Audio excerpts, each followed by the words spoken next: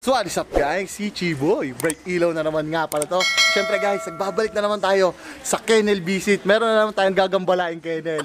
So andito nga pala tayo, ayan, sa Next Gen Bullies. At kasama natin siyempre, hindi mawawala yung owner niya.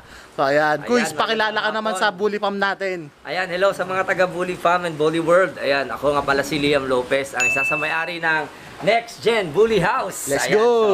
So, welcome kayo sa aking kennel. Ayan. Pwede mo ba kaming itur at ipakilala mo sa amin yung mga malulupit mong aso dito sa Next Gen Bully House? So, sige ho, tara. Ayun lang guys, let's do the motherfucking intro!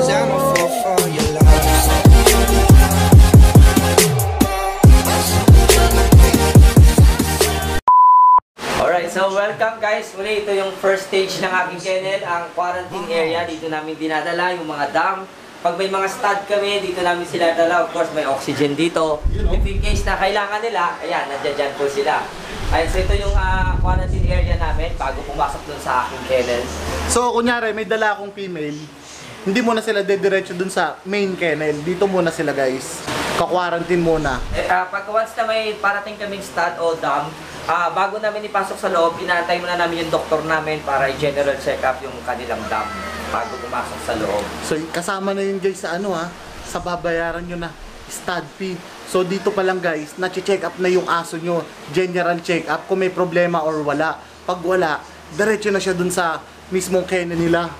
Diba? Napakalupit. Sulit yung bayad, boss. Sulit talaga. Siyempre yung care, yung health ng aso natin, kailangan natin talagang pangalagaan. Una tayo sa ating main kennel mismo, kung saan po nandun yung ating mga stud, yung ating mga main stud. Let's go guys! Let's go, guys! So yun guys, andito na tayo sa kennel ng Next Gen Bullies. Ito yung pinaka main kennel nila. Lagyan mo ng madramang music to. Yan. Isa na naman pong kennel ang nagambala natin ngayong araw na to.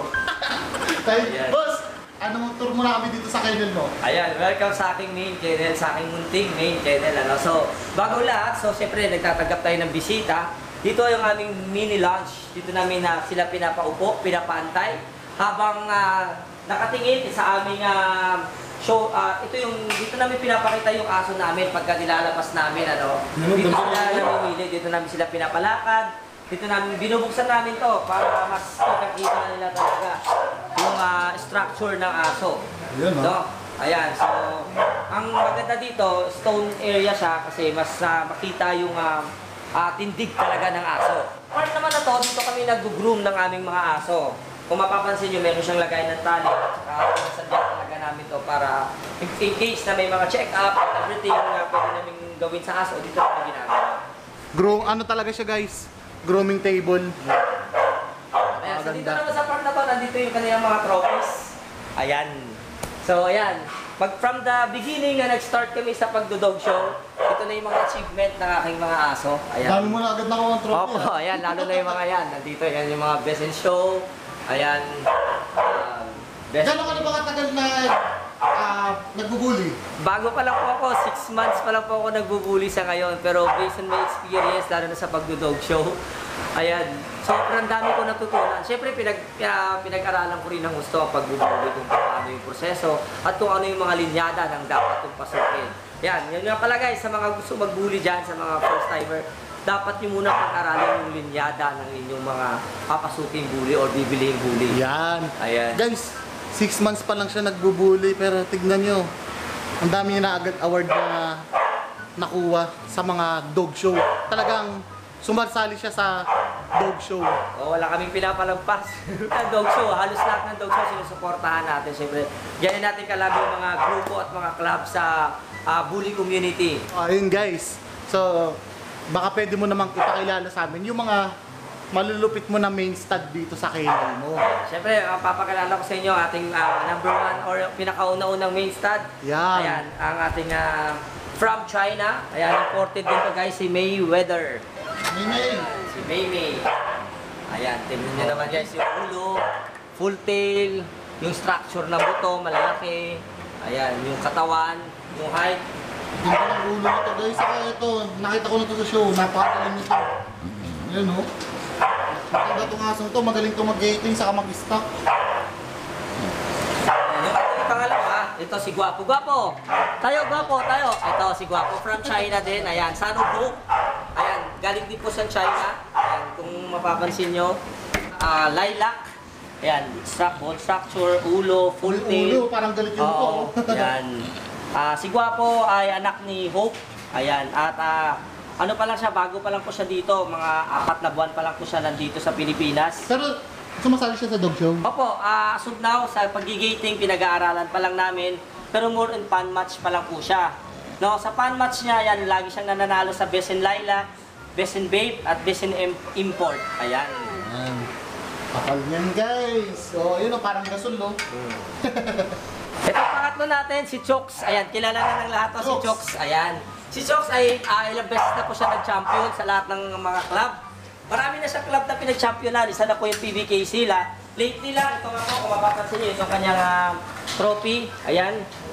Certificate of Championship galing sa PBKC. Yan po yung pinakahuli niyang pinag-championan. Si Chooks. Ayan. Guys, hindi naman sa bias pero ito yung pinaka-favorite ko talaga. Kahit sa show, kasi nakikita ko na siya sa show guys eh. Nakita ko na kung paano maglaro tong aso na to. Malupit talaga, kaya nung nakita ko siya dito, sabi ko, andito pala yung favorite kong aso. Si Chooks, napakalambing, napakaamo, tsaka talagang masunurin tong si Chooks kahit kailan. Hindi ka talaga mapapaya dito sa aso na to. And of course guys, magandang producer talaga tong si Chooks from the beginning. At ang ating pangapat naman, itong pinakamalambing ko talaga, si Saburo. Ayan. Si Saburo guys, collaboration with Asian Kennel. Extreme na Dalawa. siya. Extreme na po ito. Ayan. Grabe na yun, no? Sa bone structure niya, sa height niya. Patatayo ko. Ayan. Buksan ko. Alikan tayo, kabibi tayo. Ayan. Kung mapapansin niyo po, ayan. Dito pa lang makikita niyo na yung kanyang bone structure. Kapal ng buto, ang lapad. Yung height, yung lapad ng katawan, yung ulo, whole tail. Ayan. Ayan. So, ito naman galing Thailand. So, lahat po ng aking mga stud dito, mga imported po sila. Thailander to, guys. Thailander to. Ayan. Ayan. So, si Chooks galing din China yan. So, halos lahat po dito imported sa aking stud. No? Ito, yan. So yun, quiz. Magkano naman ang stud fee itong mga main stud mo dito? Ayan, yung ating stud fee, reasonable lang talaga. Si Saburo nasa 50,000 lang. Pero sometimes nagpo-promo kami. Bumababa pa po yung aming stud fee kay Saburo, no? Ayan, 50,000 ang kanyang stud fee. Ito naman po, ito talaga, which is marami na pong napatunayan to. At talaga naman pinamimigay na namin ng similya nito. Ayan, so ito napakamura lang guys. Sa ngayon may promo siya. Naka 25,000 pesos lang po siya. Pero ang regular... Regular, niya, nasa 40 to 35,000 ang kanyang stud fee. Ganyan. Ganyan lang kami abot kaya ang stud fee dito guys. Ito naman si Guapo, ang regular niya 60,000. Oo, pero dahil naka-promo siya ngayon, binibigay namin ng 40,000 ang kanyang stud. Pero sa ngayon, meron na siyang nabuntis. Proven na siya guys. 2 na po ang nabuntis niya ngayon. Ayan, kagagaling lang, kakaalis lang ng kanyang stud dito nakaraang araw. At ito naman, ganun din, nasa 50,000 din po yung stud namin, Miyagi type from China, si Mayweather. Ayan, pero may promo din po ito ngayon. Depende po sa papag-uusapan natin. Pero usually 50,000, 60,000, 40,000, and 50,000. Ayan, grabe naman. Yan lang po yung stud fee namin dito. Siyempre, hindi naman tayo talagang kailangan magpataas, no? Para lang talaga friendly price lang talaga yung binibigay natin para sa ating mga bully community. Ito naman sa part na to, dito rin namin kinukondisyon yung aso. Siyempre, yung stone, malaking tulong para sa kanilang structure, lalo na sa paa nila at sa tindig nila. And of course, dito naman yung treadmill, guys. Dito namin pinapatakbo yung aso namin, lalo na pag umuulan at masama ang panahon. Dito namin sila manual treadmill po. Ayan, gawa to ni Treblaw. Ayan, isa sa mga magaling na handler ko. Barang talaga yung si Treblaw eh, no? Oo, siya talaga may gawa nito. At ang pinaka-highlight namin dito, ito swimming pool, guys. Ayan. Hindi ba pantao yan? Hindi siya pantao. Pang-aso lang po yan. Ayan. So dito namin sila tinitrain gamit tong harness na to. Ayan. May harness sila. Oo. Guys. Hinahawakan namin sila habang hinahayaan na lumangoy ng lumangoy dyan. Ayan. So itong swimming pool na to ay malaking tulong talaga para sa pag-train ng aso. So, ayun guys. Dito kasi, yung swimming ng aso, malaki talagang tulong to sa kanila kasi yung ibang kliyente ko rin sa Bully, nagpapaswimming din kami ng mga aso nila. Lalo na pagka may pinaghahandaan kaming dog show. Yan. Sobrang laking tulong nito guys sa mga bully natin. Kaya Totoo.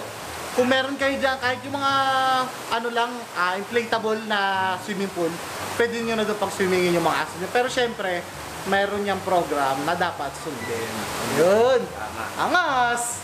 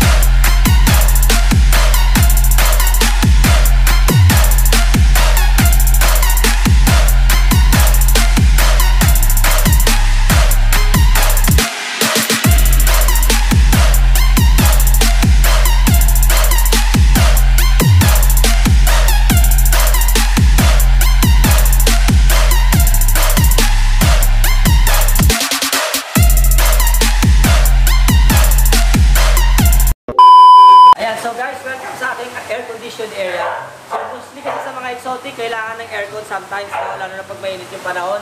So, let's go guys. Nabalik ko na kayo. Ayan. Ayan, first si Masi. Ayan, binelig lang din po ito. Ayan, babae. Producer. Ilang months na siya? 2 years old na po si Masi. At proven na po. Marami na po siyang naanak. Ayan, lahat ng anak niya sold out. Ayan. Ito naman si Seeker. Anak ni Damage. Hindi ko siya bubuksan kasi mali. Ano siya eh. Merl naman, Merl din.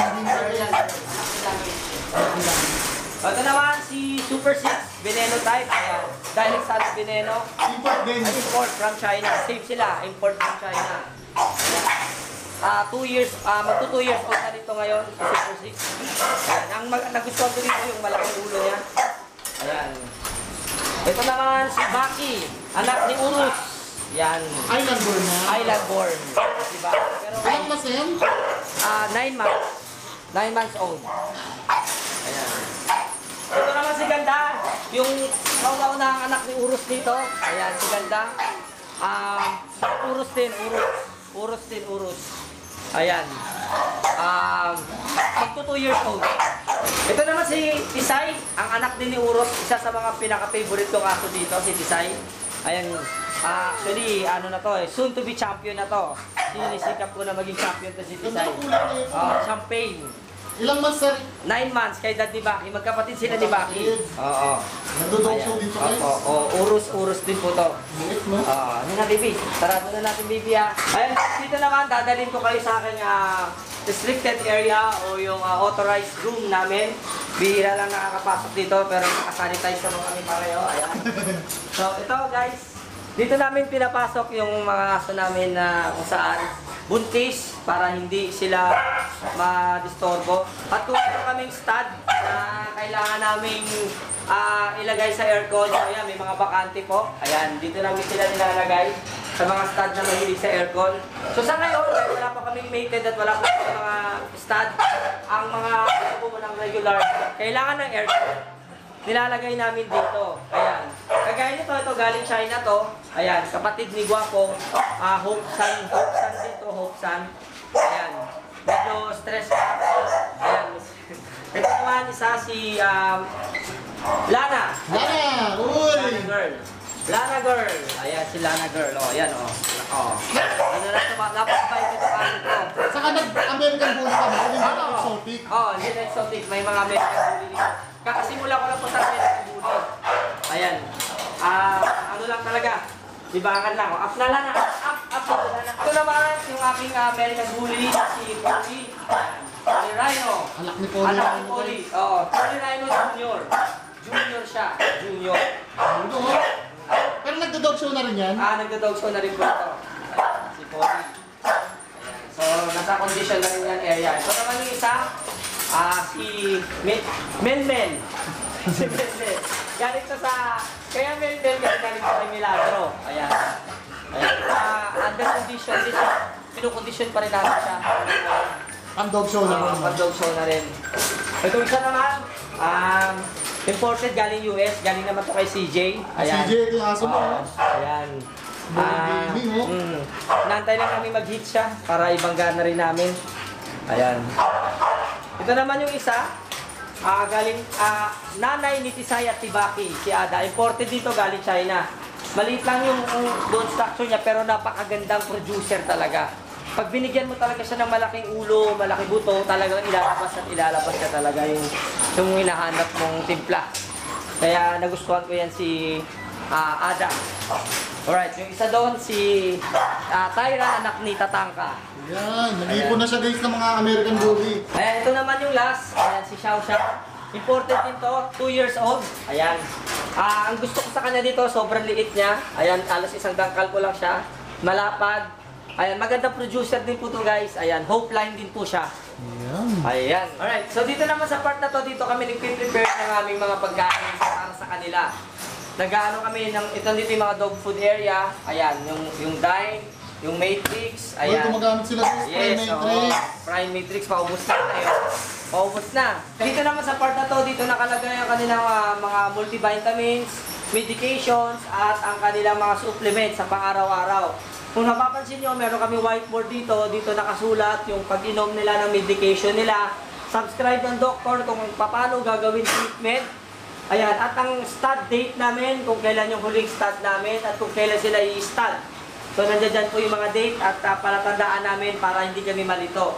Ayan, so ayan, may mga virgin coconut oil kami, ayan, mga cans, ayan, may promas din kami, gumagamit din kami ng promas kasi sa dami ng aso namin, may ibang aso na hindi hiyang sa matrix, may ibang aso na hindi hiyang sa promas. So, ini-equal namin. Ayan, so yan po guys, yung aming medicine area nandito sa part na to. Ay, na-organize talaga guys. Ayan, sa part naman na to, nandito yung aming mga equipment. Ayan, kung saan dito namin ini-examine ang similya ng mga stud namin bago namin sila papastud doon sa mga dam na stud na pumupunta sa amin. Para kita talaga kung buhay yung similya na ilalagay, di ba? Malaking tulong po talaga itong, ano tawag po dito? Parang sperm count, sperm test. Sperm analysis. Yun, sperm analysis na tawag dito. Ayan. At ito, ang progesterone. Ayan, para sa mga dam. Para ma-monitor namin kung pwede nang i-stud ang dam o hindi pa. Ayan, at may mga timer din kami ginagamit para malaman namin kung gaano katagal ang proseso sa labas ng result. Ayan. Much later. So yun guys, sana nag-enjoy kayo dito sa kennel tour natin dito sa Next Gen Bully House. So ayun, Quiz, baka meron kang gustong pasalamatan at i-shoutout sa ating mga bully fam dyan. Ayan, shoutout sa mga bully fam na nanonood ngayon. And of course, thank you so much sa opportunity na binigay mo sa akin para i-tour kita sa aking kennel. And of course, maraming salamat sa aking mga kaibigan at mga supporters na walang sawang nagsusuporta sa Next Gen Bully House. So, ayun. Quiz, baka anong magkagusto dito sa mga stud mo? Saan ka nila pwedeng kontakin? Ayan, just PM me on my Facebook account, Liam Lopez. Ayan. Lagyan natin dito guys. Ito yung Facebook niya. Ayan. Ayan. Yan. Ayan, guys. And of course, may page din po kami, yung Next Gen Bully House. Please subscribe or like to my page. Ayan, and soon mamimigay kami ng raffle draw para sa aming mga produce. Yun guys, abangan yun. Lalagay din natin dito. Siyempre yung page nila. Ayan. Ayan. Follow kayo sa kanila guys. So ayun lang guys. Sana nag-enjoy kayo dito sa video natin. So ayun lang guys. Maraming salamat sa panonood. So please like, comment, share, and subscribe. Support sa Filipino Vlogger. Yeah!